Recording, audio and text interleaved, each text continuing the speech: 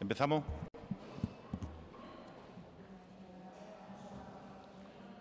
Bueno, hemos aprobado en el Consejo de Gobierno el decreto que regula el empleo de experiencias por una cuantía de 35 millones de euros. Sabéis que son contrataciones básicamente encaminadas a que pueda haber una primera experiencia, unas primeras experiencias laborales, como puede ser la dotación de conserjes en los colegios públicos, conservación y mantenimiento de infraestructuras, servicios de proximidad, turismo, economía verde y circular, nuevas tecnologías, promoción deportiva, servicios administrativos y auxiliares.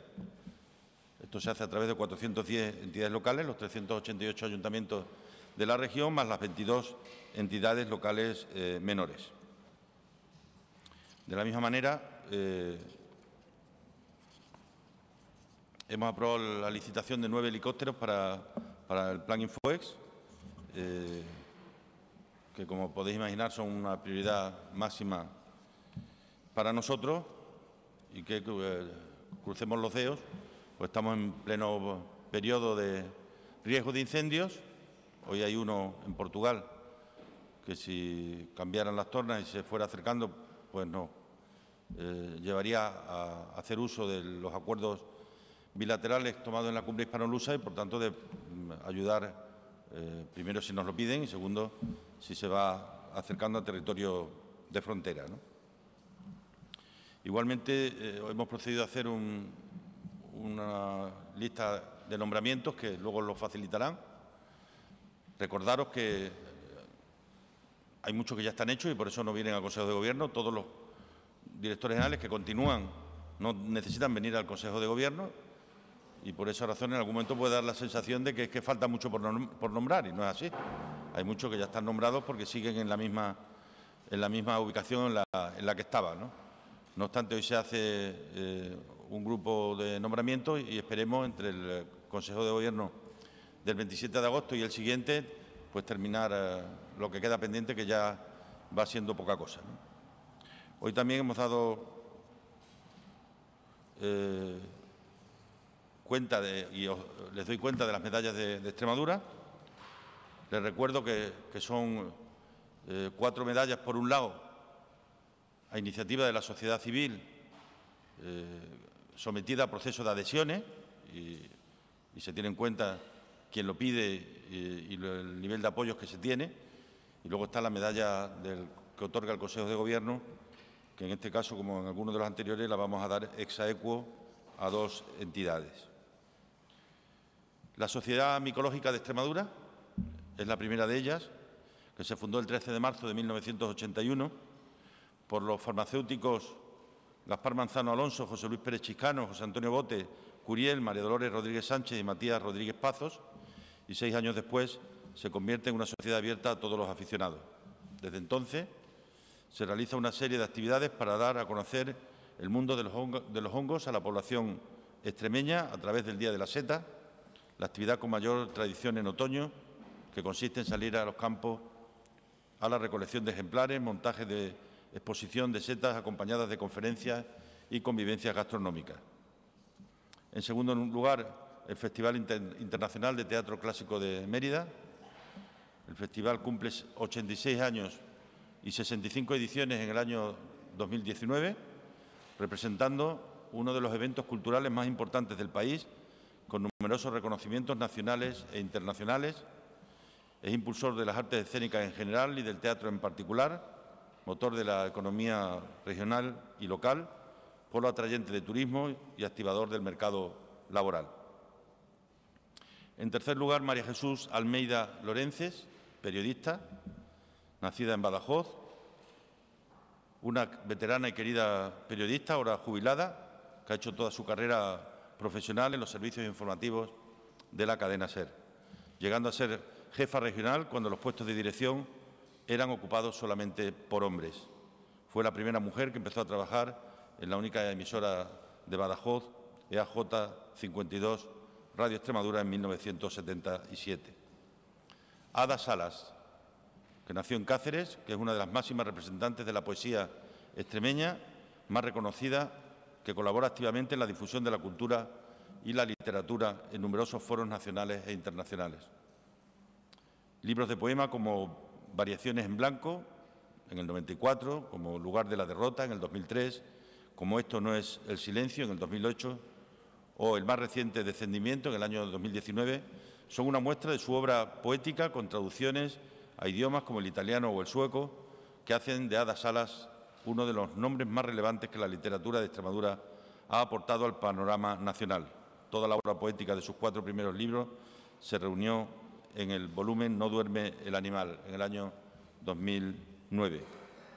A su obra lírica se suma también la dimensión ensayística y de reflexión sobre la escritura.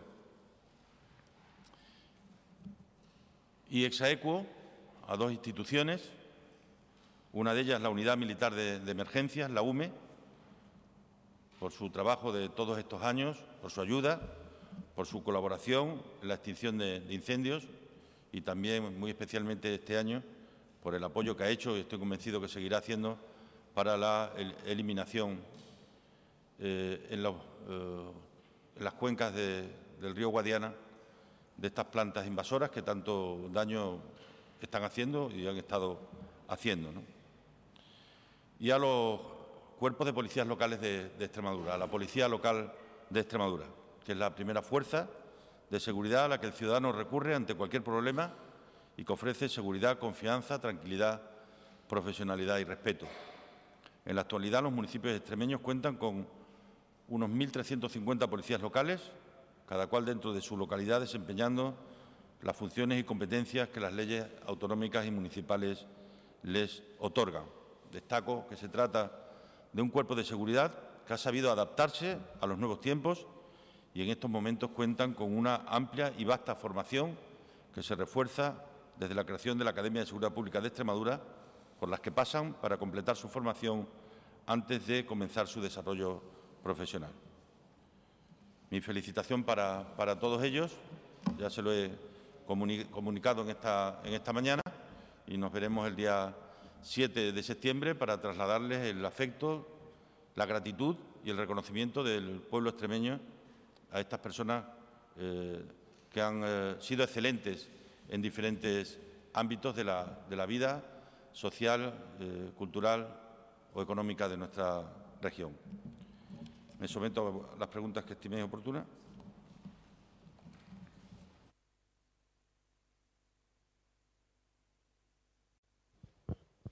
Quería preguntarle por la presencia de plataformas ya en la zona de Montánchez a raíz de la publicación de los parques eólicos. Preguntaban ayer empresarios de la zona y también gente que tiene casas rurales si es compatible instalaciones de ese tipo con la apuesta por el desarrollo turístico de toda esa comarca. Pues vengo desde hace ya tiempo siempre defendiendo la libertad de expresión de quienes quieren plantear un proyecto empresarial y también de aquellos que no lo quieren, y el cual tiene que ser el papel de la Administración, pues trabajar en la correcta y justa aplicación de las leyes, ¿no? Ha ocurrido con ocasión de la mina de uranio y ocurrirá en todos y cada uno de los momentos en los que haya iniciativas que generen algún tipo de rechazo por parte de alguien. Nosotros somos los que tenemos que tener el equilibrio perfecto para aplicar las leyes en su más correcta y justa aplicación, ¿no? Ya digo, mi respeto para quienes manifiestan y para eso están las leyes, para que sean aplicadas, tanto desde el punto de vista urbanístico como medioambiental, ¿no? Y eso es lo que vamos a seguir haciendo. Habrá gente que le guste más o que le guste menos, nosotros lo que tenemos que aplicar las leyes justamente, ¿no? Y para eso pues estamos en manos de los profesionales que elaboran sus informes, tanto en la tramitación urbanística como en las tramitaciones medioambientales. Sí, presidente, buenos días. A nivel nacional, previsiblemente hoy va a haber gobierno finalmente en Navarra desde Extremadura. ¿Qué le tiene que decir a esa gente que dice que es el pacto de la vergüenza entre PSN, Geroa Abay y supuesta abstención de Bildu? No hay ningún pacto, entonces niego la mayor. No ha habido ni habrá jamás ningún pacto del Partido Socialista con fuerzas como Bildu, nunca. De la misma manera que si Bildu, en vez de abstenerse, votara con Navarra Suma, yo entendería que tampoco hay pacto. Entonces no vale que cuando las fuerzas abertzales votan una cosa es porque hay un pacto y si votaran la contraria no habría pacto, ¿no? No hay ningún pacto ni lo habrá nunca.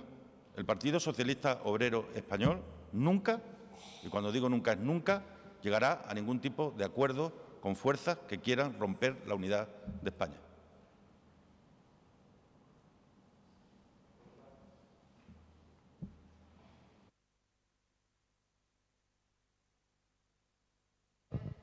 Le pregunto por las negociaciones iniciadas ayer por el presidente del Gobierno.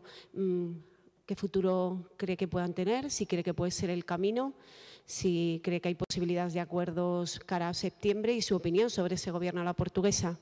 Yo creo que hay que poner encima de la mesa un documento que permita un acuerdo en torno a las ideas, que es de lo que se trata. Se ha intentado por la vía de los cargos y no ha funcionado. A ver si por la vía de los pactos con contenido programático se puede.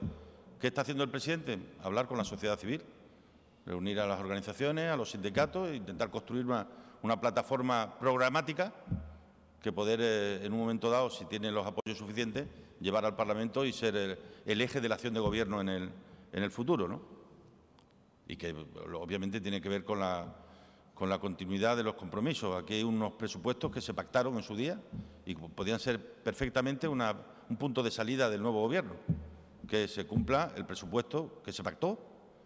Y un Gobierno, para hacer cumplir un presupuesto ya pactado, pues un magnífico inicio de lo que pudiera ser una tarea compartida, ¿no? Presidente, le pregunto por las medallas. Son 5 en total, una compartida, menos que en otras ocasiones, y nos llama también mucho la atención el festival. Después de 86 años de vida y 69 ediciones, hasta ahora no tiene esa medalla, y sobre todo destacar un poco también en qué se han basado para dar las medallas, solamente a 2 a título personal, 2 mujeres concretamente. Yo lo vengo diciendo hace ya tiempo, hay que equilibrar las medallas de Extremadura. Hay un desequilibrio absoluto entre hombres y mujeres y progresivamente hay que producir ese equilibrio, ¿no? Y hay que hacerlo, pues, como se hacen las cosas, activando mecanismos que permitan que ese equilibrio se logre, ¿no? Hay muchas mujeres en la historia de Extremadura que probablemente, pudiendo tener o merecer la medalla de Extremadura, no la tuvieron. Probablemente porque nadie las pidió para ellas o nadie las pidió para ellos, ¿no? En ese sentido, en esa línea vamos a seguir. El festival es verdad que estaba ahí y no se le había reconocido. Es una medalla que le reconoce toda una trayectoria de muchos años y de mucha gente. Para que todos los días se produzca un milagro, como se produce ahora, de poner un cartel de no hay billete en el mayor teatro que tenemos en España, que es el Teatro Romano de Mérida, hace falta el trabajo callado de muchísima gente. Y todo eso se premia también con las medallas y se verán premiados toda esa gente que lo hace posible cada día, ¿no? Vamos a seguir en esa línea de 5 medallas año, porque creo que es una cifra razonable. La actual norma así lo impone. Son 4 medallas a instancia de la sociedad civil, que resuelve una comisión y que luego ratifica el Consejo de Gobierno, y una, en este caso, ex aequo, que lo decide el propio Consejo de Gobierno. Una mezcla de entidades, de personas concretas, de Badajoz, de Cáceres, los equilibrios siempre necesarios para que todo el mundo se sienta representado, ¿no?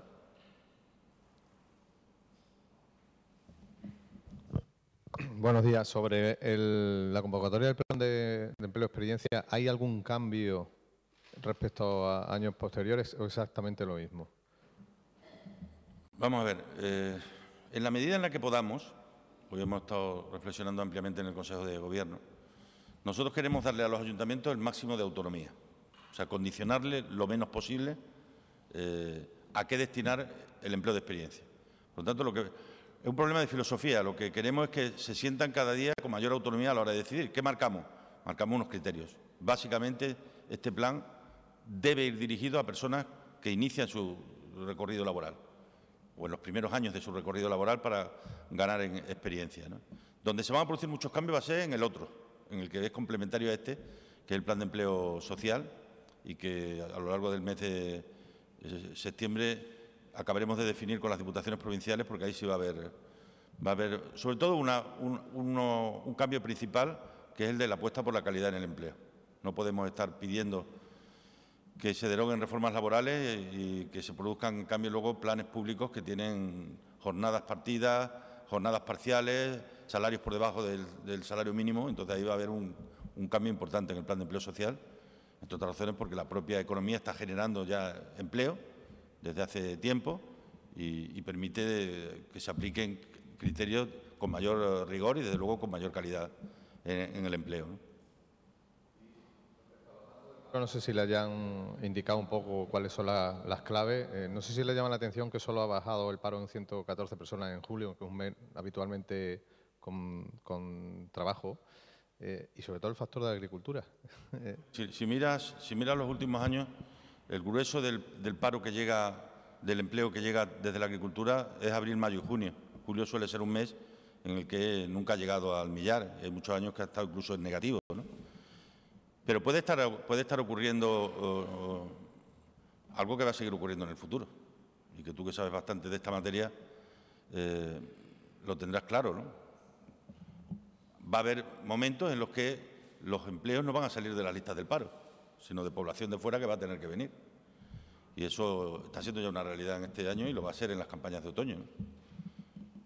En cuanto estemos más cerca de 80.000 parados que de 90.000, y yo creo que eso ocurrirá seguro en los 2 próximos años, vamos a tener que poner en marcha estrategias de acompañamiento de personas procedentes de otros países, porque no va a haber suficiente aquí. Ya este año hemos tenido un 23% de la población extranjera en las campañas. Cuando lleguen las campañas de otoño, esas cifras probablemente puedan aumentar, ¿no? Y esto es algo que lo tenemos que reflexionar, ¿no? Era mucho más fácil, fijaros lo que os digo, trabajar por disminuir el empleo cuando había 145.000 parados, como había al inicio de la legislatura, que cuando estamos entrando en la senda del paro estructural. O sea, a medida que nos vayamos acercando a lo que hemos denominado siempre en Extremadura el paro estructural, que está ahí en torno de los 70.000, cuando en Extremadura había 70.000 parados, no había nadie que, queriendo trabajar, no trabajara. A medida que nos vayamos acercando a esa cifra, vamos a tener más dificultades. Por eso hay que trabajar en ese paro estructural, y es uno de los objetivos de esta legislatura. Y cuando unimos, y hoy hemos nombrado al nuevo director general de Formación Profesional y Formación para el Empleo, cuando unimos dos cuestiones que antes estaban separadas, una en educación y otra en empleo, es porque desde ahí queremos trabajar en romper ese paro estructural. Cómo somos capaces de atraer a esas personas que puedan o bien no ser parados de la larga duración o habitualmente estar muy reacios, aun estando apuntados como demandantes de empleo, poder aceptar una oferta laboral que le pueda llegar en un momento dado, ¿no?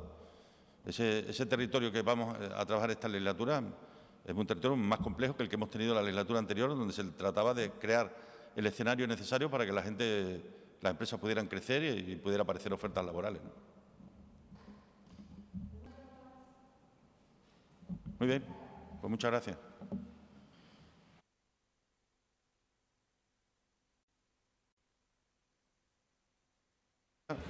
Pues ya nos veremos a las 3.